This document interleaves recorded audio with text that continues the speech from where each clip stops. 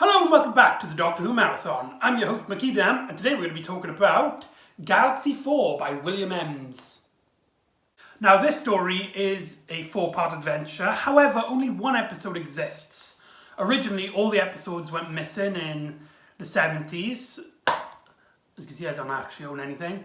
However, I did watch episodes 1, 2 and 4 by using a loose cannon reconstruction, which is when they got the audio, because all the audio in Doctor Who exists, and put them to still photos that they can find from productions and magazines and stuff.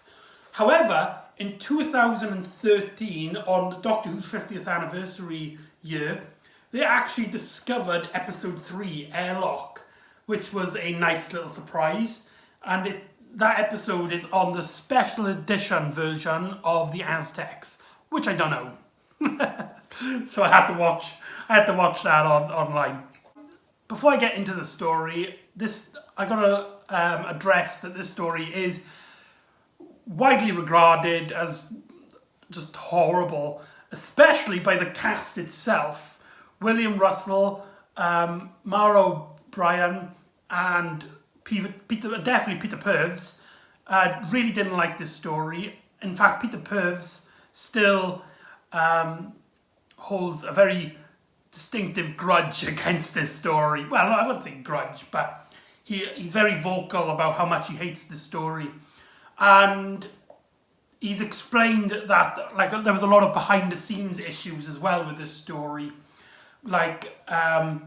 How from writing, with the fact that the story was originally written with Ian and Barbara in mind. What they did is they took Ian and Barbara's scenes away, and then when Stephen was introduced, they kind of shoved all of the Barbara scenes that weren't big to the story, because their big parts were rewritten for Vicky, were then given to Stephen. So Stephen doesn't get a lot of anything here. He just basically sits around for an episode or two, and he gets held prisoner at one point. But yeah, his story arc, his storyline in this story is was taken from unused Barbara script.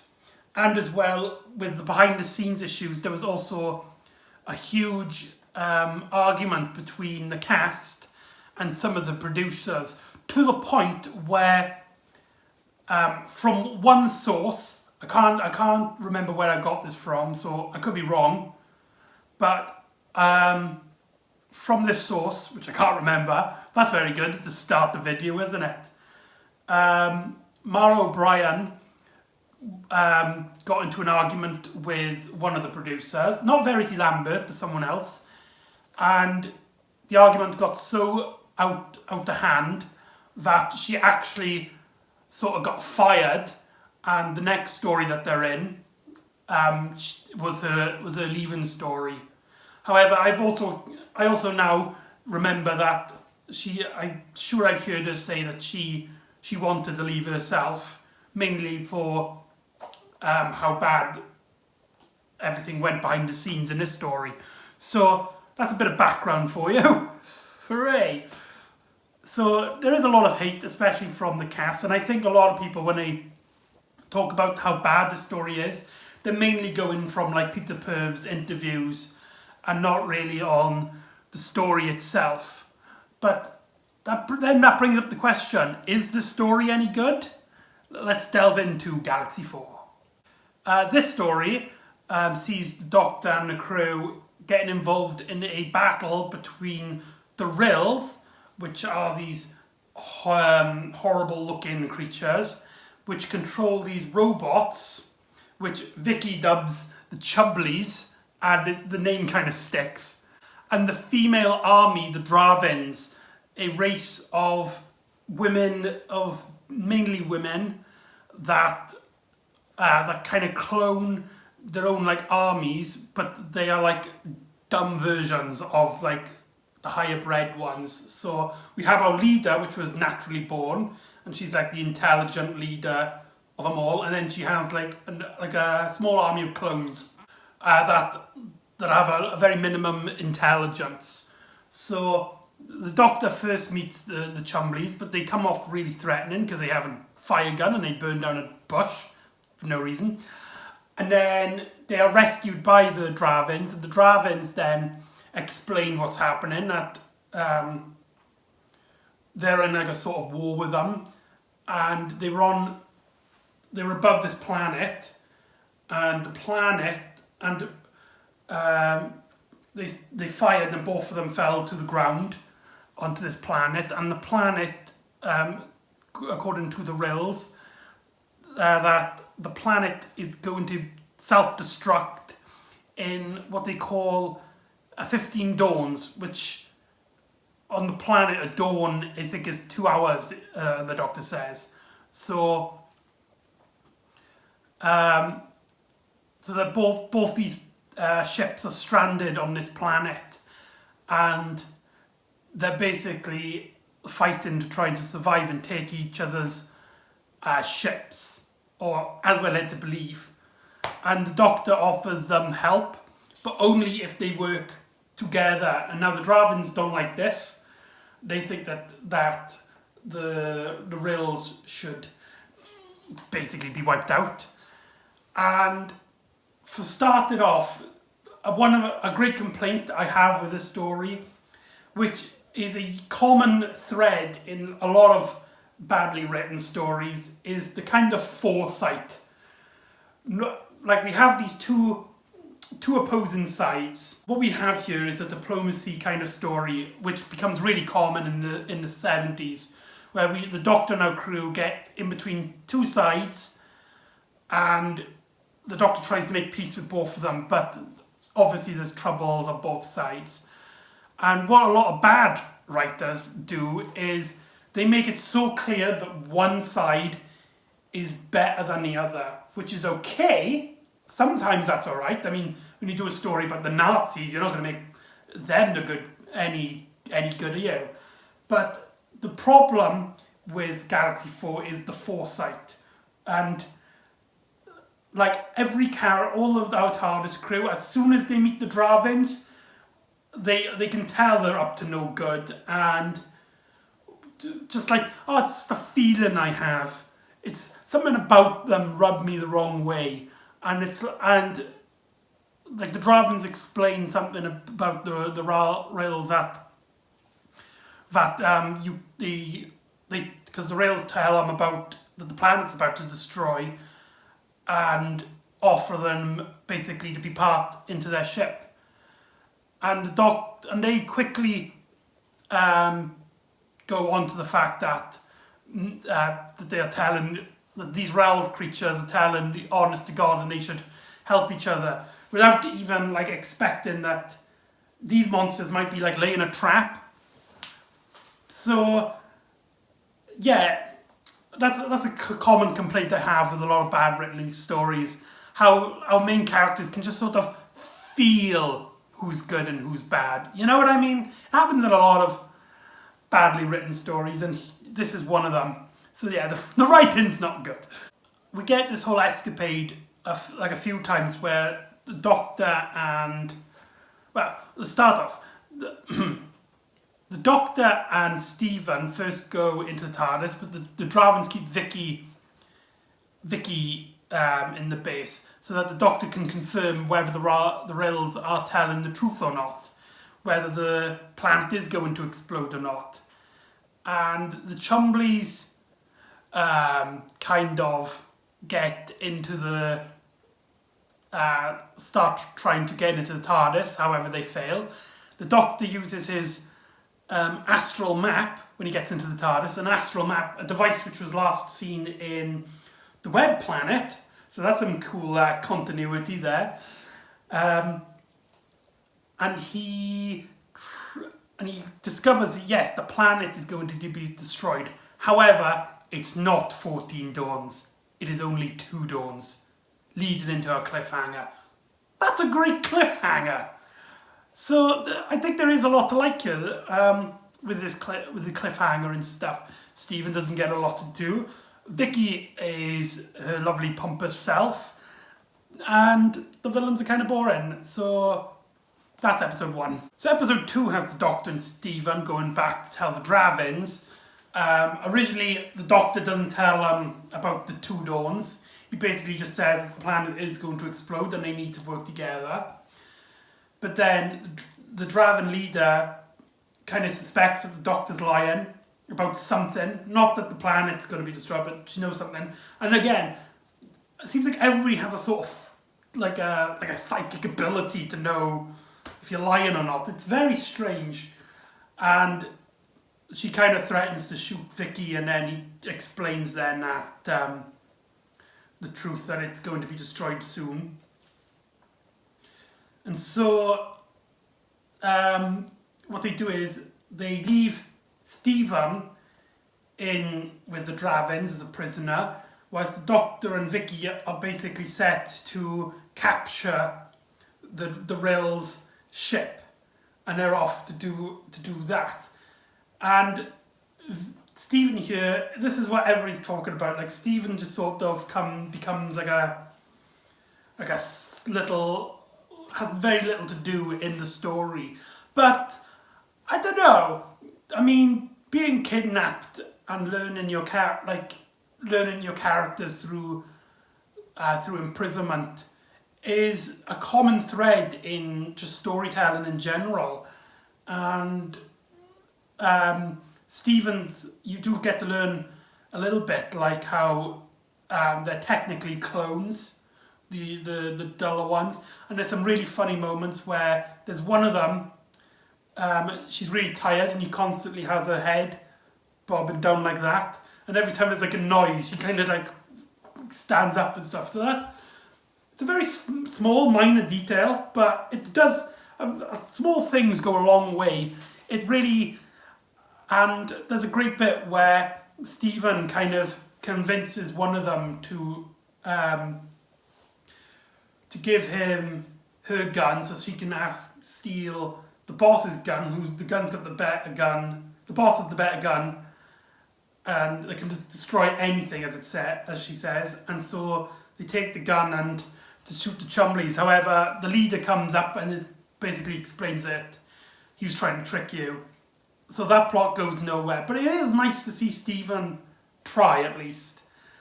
And it's there's a bit as well where he lies down and relaxes, and he overhears the boss talking to herself, and she says stuff like, "There's no point destroying everybody by our hands. We'll take the ship, leave the Doctor, his crew and the Rills." Leave the Doctor, his crew, and the Rills on the planet where they could just get destroyed. And Stephen overhears this and pretends to sleep. So you do get to learn a bit about people's characters through Stephen's part.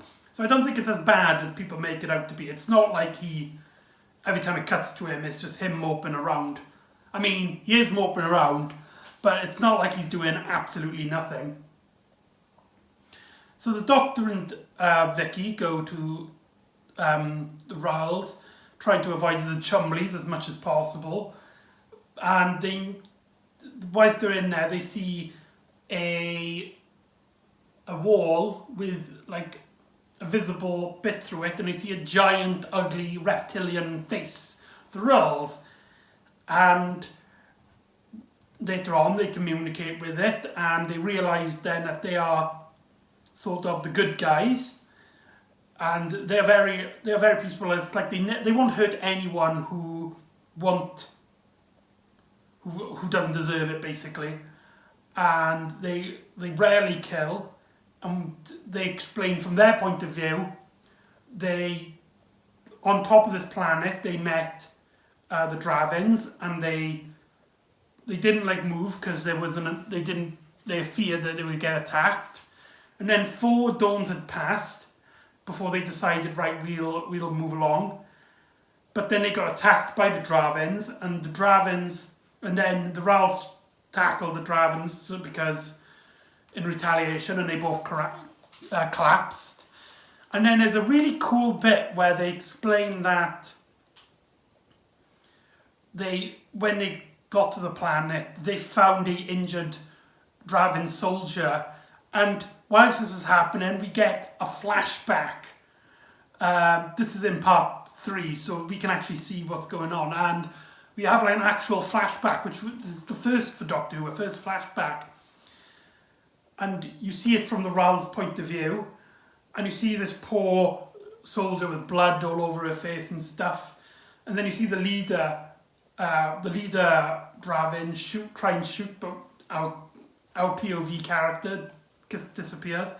And then there's a great shot of from the distance, and you can see the Draven shoulder shoot the Draven leader shoot the soldier on the floor.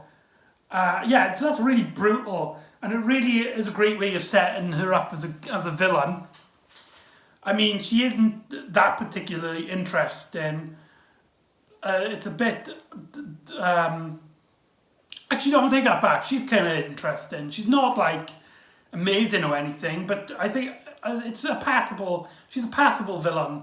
I like how there's a great bit where she's talking later on in the story, where she's sitting down talking to the three...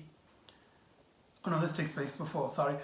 This scene takes before, where the leader's like eating her food and the Draven soldiers are standing there and they ask why aren't they patrolling. And there's a great bit where she's explaining that like she's like the only one with brains on this, and she's kind of sick and bored of being the only intelligent one of their members. So she does have moments, you know, she does have interesting moments, but in terms of villain, of being a threat, she's not very well a villain. Does that make sense? Probably not. And then whilst back with Stephen and the Dravens, when he's lying down and one of the guards holding a gun, she kind of falls asleep, which was established earlier that she was the tired one. So that's actually some pretty good setup for this particular scene. And so Stephen gets up and he takes the gun and he goes into the airlock, and he gets trapped between the Dravens and the Chumblies, which he doesn't know yet are the goodies. So he's kind of like in this airlock, and the Dravens then like take the air out of the room, and that leads into our final cliffhanger. That's a pretty good cliffhanger. It's one of those like immediate cliffhangers, but it works. I think it works. And the Rels, they because they're communicating with the Chumblies, can see this, and so they tell the Doctor and Vicky, and so they run to save Stephen. Whilst before that, they get caught by a Draven, and there's a great bit where the Doctor explains this, like, basically just tells them straight face. It's like, right, you guys really need to work together and stop fighting each other. We need to go and save Stephen. And the Draven is like, I don't believe you. The boss doesn't believe you. I should kill you right now. But then Vicky, she basically makes up that she took control of these Chumblies, and there's a great bit where she tells them to like move forward, move back, and yeah, it's just a little small great moment for Vicky. And so they overpower this Draven soldier, and they go and save Stephen, and then the crew go back to the rail ship, and there's a great moment, probably the best scene in my opinion, which makes me kind of disappointed that Peter Pears doesn't like this story. I mean, despite he was badly written-ish. I mean, it's not as bad as people make it out to be. But there's this great scene where he's actually really suspicious of the Rels, and they have a talk, and you can see it through his point of view. There's a great bit where he's like, if the Doctor can't help you, and you know you're shit out of luck, would you let us go back to the TARDIS? Because a lot of people has like, right, help us or we want let you free. And then the Rails is like, we believe that the Doctor's morals are good, and that the Doctor and you guys will be allowed to leave because you stand for everything that we do. And then Stephen kind of like is like, okay, you are the goodies. So I like how he doesn't take them straight at face value like the Doctor and Vicky did. But yeah, that scene really does work, and I think Stephen is better written than he's credited for here. And so the Doctor kind of like works with the Chumleys to try and get their ship working. However, they soon realise that it's a no-go. They basically realise it's a no-go. And so what the Rails do is that they let the Doctor and the crew free. And whilst they head into the TARDIS with the help of Chumleys, they meet the Dravins, and there's a massive conflict. And the TARDIS crew go into the TARDIS and leave, kind of leaving our ending anticlimactic. Like we saw, it kind of starts a battle, and then they leave just before the battle begins. So that was a really big disappointment.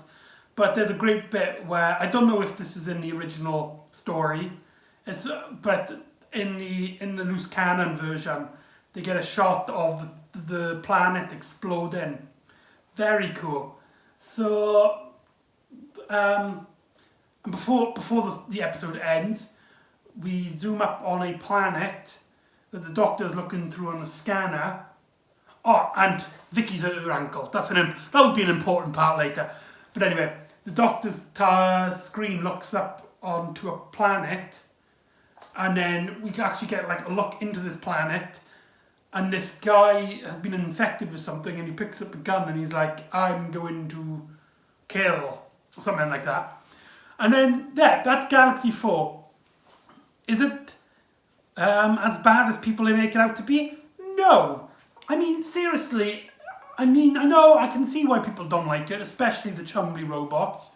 You can see on this cover that I got from Cyber Devil on the internet, who makes these great Doctor Who DVD covers. I think he did the Crusade one that I've shown before. And those like Chumley robots are really silly. Oh, there's a great behind-the-scenes story where the Chumleys were actually played by a married couple. There was two of them, played by a married couple. And one of the funnier moments behind the scenes is that when they were in the costumes, they actually had like a couple's argument. So you could see these robots arguing with each other. So that must have been really funny. But yeah, the robots are very silly looking, and they have these weird like cartoon sound effects, like bloop, bloop, bloop, bloop. And yeah, just weird silly stuff like that. And the Dravins visually aren't that interesting. They've kind of got like polka dot eyebrows, and they all look dressed the same, even with the same haircut, which I guess is fair enough because they're supposed to be like a clone race. But yeah, it's too like identical to each other on each parties fighting each other. And yeah, that's Galaxy 4. Not as bad as people make it out to be. I can see why people don't like it. As I said about the robots and the Dravins. But I like how the Rills are hardly in it. They kind of leave them like a mystery. Like in the first half of the story, they are talked about as these villainous, disgusting things. And then when we get to part 3, even though we do hear them talk a lot, you only see the face of one, and it's kind of like distorted by the mirror. So yeah, there is actually a lot to like here. So that's Galaxy 4. So join me next time where we watch our first ever Doctor Who story without the Doctor. Our first Doctor-like story in Mission to the Unknown. I'll see you then on the Doctor Who Marathon.